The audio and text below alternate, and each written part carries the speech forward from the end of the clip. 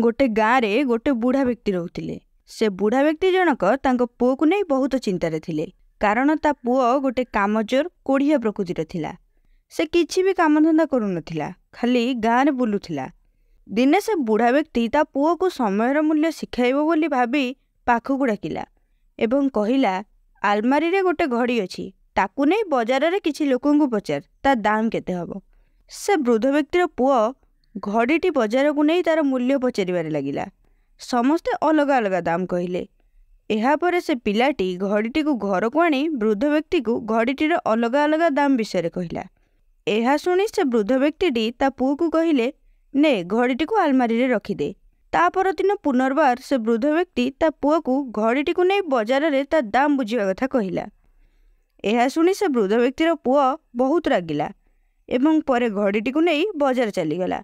बजार रे बहुत लोकंकु समयर मूल्य केते पचारिला। तार ए प्रश्न शुणी लोक माने हसिबाकु लागिले। भाबिले बोधे यार मुंड खराब हो जाइछि, सेथिपई समयर मूल्य पचारुछि। बहुत लोक ताको विदा करदेले तार अजब प्रश्न शुणी। एबे से पिला चिंतारे पड़ी जाए एवं भाबिबाकु लागे, मो सहित कौन हेउछि। सेतेबेले से शेष थर पई गोटे बुढ़ा लोकर दुकान को जाए। से बुढ़ा लोकटी कामरे बहुत व्यस्त थिला। ए पिलाटी ताको पुनर्बार सेही प्रश्न पचारिला जे समयर मूल्य केते। प्रश्न शुणी बुढ़ा लोकटी जानी परिला जे ये कौन जानिबाकु चाहुछि।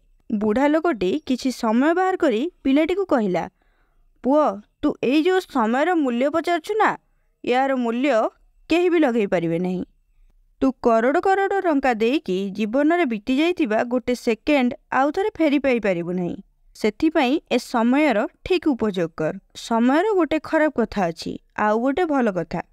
खराब कथा हेउछि समय बीती जाए, भल कथा हेउछि तुमे ताको किपरि बितौछ, ये तुम हाथ रे अछि। समस्तंक पाखरे गोटे दिन रे 24 घंटा ही थाए, धनी पाखरे भी गरीब पाखरे भी। एईटा तम हाथ रे अछि। तुमे वर्तमान बीतुथिबा समय रे कोन करि परिबो। तुमे जेउ काम करी समय को बितौछ गोटे गोटे मुहूर्तर हिसाब रख। से बुढ़ा लोकर कथा शुणी से पिलार आखि खुलीगला। एमिति कि ता मन परिवर्तन होईगला। एहापरे से ता घर को गला। ता वृद्ध पिता को बजार रे ता सह जहा घटिला से सबू कहिला।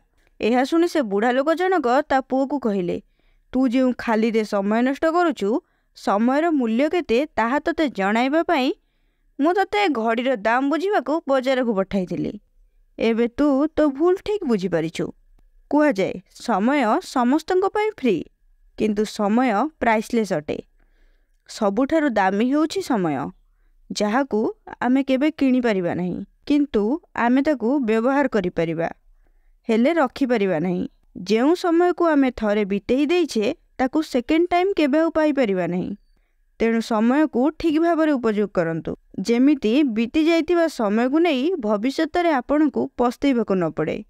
से विषय रे ध्यान रखंतु।